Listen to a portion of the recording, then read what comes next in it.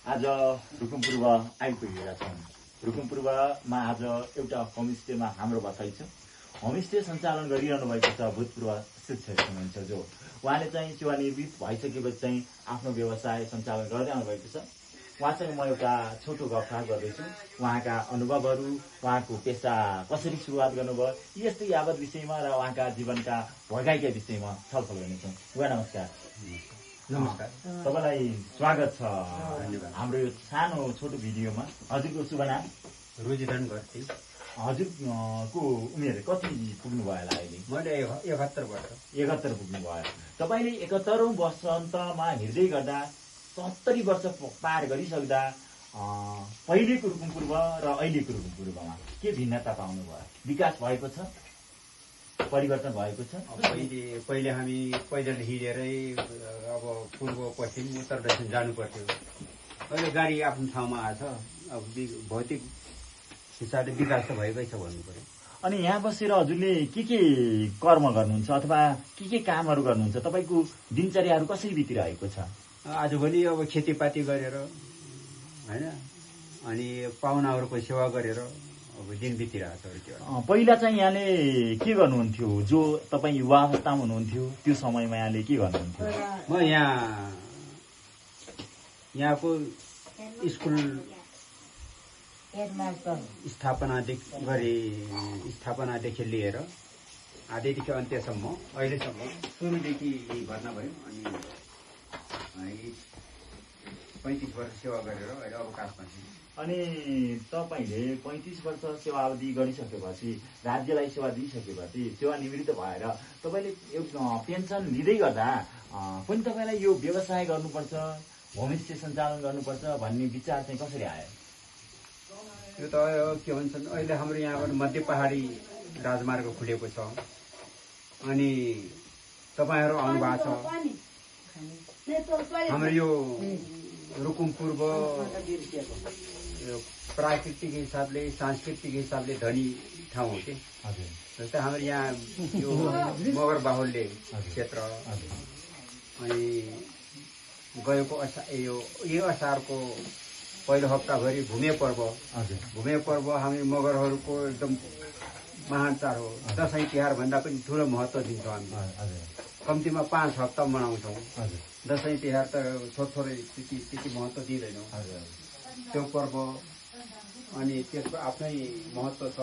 अहिले यो साउनको पहिलो हप्तामा फेरि झाँक्री पर्व, जो कि यहाँ विश्वमा कहीँ पनि छैन, रेयर हो। यहाँ आउनु सक्नुहुन्छ तपाईँले हेर्न। अनि हजुरको सन्ततिहरू पनि यहीँ बस्न हुन्छ अथवा यहीँ बसिरहनु भएको छ?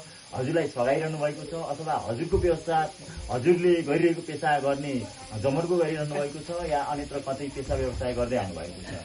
अब हामीले छोरालाई अब हामीभन्दा राम्रो शिक्षा पाओस् भनेर हामीले अब पढायौँ। हजुर।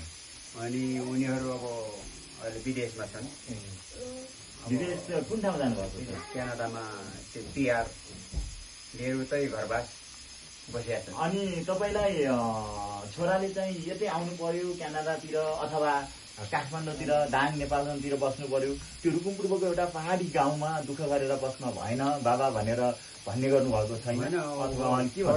छोराले त अब यतै आऊ भन्ने कुरा त हो, आफ्नो ठाउँमा छ।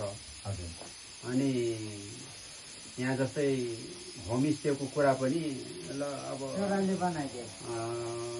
छोराकै उसबाट सरसल्लाहबाट भएको। यहाँ पर्यटनहरू अनि यहाँ अब होमस्टे सञ्चालन गर्नको लागि त्यति गाउँमा जाँगर गर्दैन, यहाँ सेवाले गरिहाल्नु त भन्ने हिसाबले गरेको हो। यो पर्यटकहरूको आवागमन बढ्न थालेपछि चाहिँ तपाईँहरूलाई यो होमस्टे सञ्चालन गर्नुपर्छ, यो पनि एउटा व्यवसाय हुन्छ भनेर छोराले चाहिँ तपाईँलाई एउटा फिडब्याक दिनुभयो, आइडिया दिनुभयो। त्यसपछि तपाईँले चाहिँ त्यो सञ्चालन गर्नुभयो। त्यो तपाईँले होमस्टे सञ्चालन गर्दै गरेको कति समय भयो? 4-5। यो 4-5 वर्षको समयमा तपाईँ होमस्टे सञ्चालन गरेर आय स्रोत अथवा आम्दानी कति गरिराख्नु भएको छ? सुरुका वर्षमा त वर्षमा अब 2-4 जना 8-10 जना मान्छे आउँथे। यो अहिले अहिले त एक महिना भएको छैन, कम 100 जनाभन्दा बढी आयो टाइममा। अब अरू ठाउँमा अरू यो केले भएको छ भनेपछि यो हाम्रो भूमे गाउँपालिकाको हाम्रो यो लुकुम होइन लुकुम गाउँको एरियामा पर्छ यो चौरी बुकी। अब धेरै जस्तो चौरी खर्क भन्छ, चौरी खर्क होइन चौरी बुकी हो यहाँको लोकल नेम, चौरी बुकी भन्छौँ। बुकी भनेको के हो त भनेपछि त्यहाँको बुकियाने घाँस, छोटो घाँस हुन्छ, त्यसलाई बुकी भन्छ। त्यो त्यहाँ माथिको बुकीभरि त्यहाँ घाँसे मैदान भएको ठाउँलाई बुकी भन्छ। खर्क भनेको त के हो त भनेपछि गाई, भैँसी, भेडा, बाख्राहरू एक ठाउँमा बस्ने खर्किने ठाउँ मात्र हो। बुकीले त्यो सम्पूर्णलाई दर्शाउँछ। चौरी बुकीमा पनि 3-4वटा खर्क छन्। कुनलाई चौरी खर्क भन्ने, कुनलाई खर्क नभन्ने। चौरी बुकीले त समग्र त्यहाँको क्षेत्रलाई जनाउँछ नि। त्यसैले अब यहाँ के भ्रम छ भनेपछि चौरी खर्क भन्छ, चौरी खर्क होइन चौरी बुकी हो। बुकीले त्यो त्यहाँको सबै भागलाई समेट्छ। अनि यो मध्य पहाडी राजमार्ग बनिसकेपछि पर्यटकहरूको आवागमन चाहिँ अलिक बाक्लिएको हो या त मध्य पहाडी बन्नुभन्दा पहिले पनि पर्यटकहरू आउने गर्नुहुन्थ्यो यहाँ? पहिले एकदम फाटोफुटो मात्र आउँथ्यो। अहिले के हो त भनेपछि सबभन्दा भाइरल के भन्छ नि, नेपालको लगभग सबै धेरै जसो 10-11 भित्रै पर्न आउँछ होला यो अहिलेको तपाईँहरूको गन्तव्य चुङ्री बुकी, जो कि एकदम गलैँचा बिछ्या जस्तै राम्रो ठाउँ छ कि।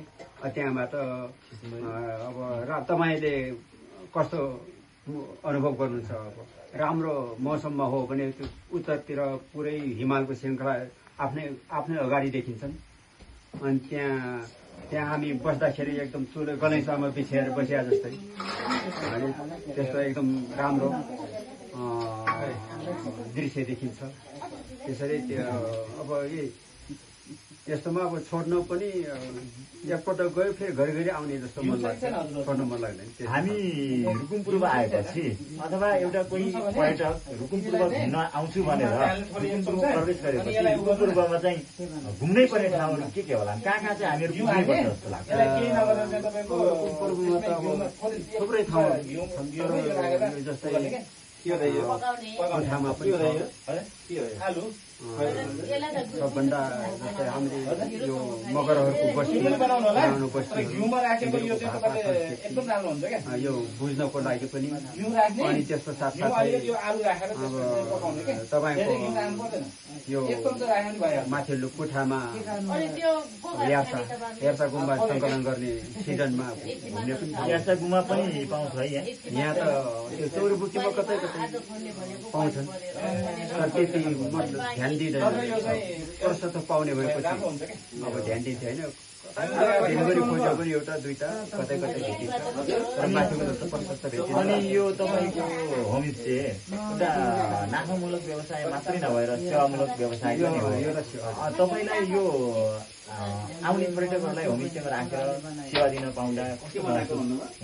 तपाईँलाई सन्तुष्टि मिलिरहेको छ या त नाफा मात्रै धेरै लिन पायो भने थियो, नाफा भन्ने छैन भन्ने लागिरहेको छ? यो त हामीले नाफा मूलक भन्दा पनि सेवामूलक उहाँहरूलाई सन्तुष्टि हो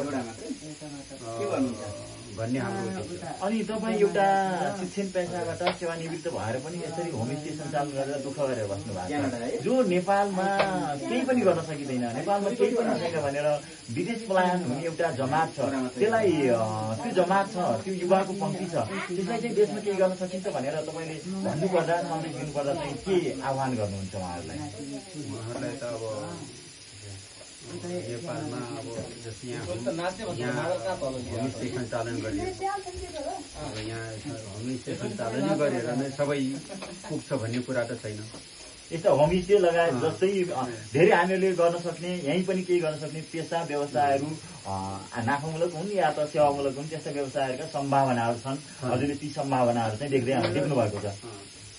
युवाहरूलाई आह्वान के हो त भने आफ्नै देशको सेवा गर्नु हो। अब अर्काको देशमा जाँदाखेरि राम्रो हुँदैन।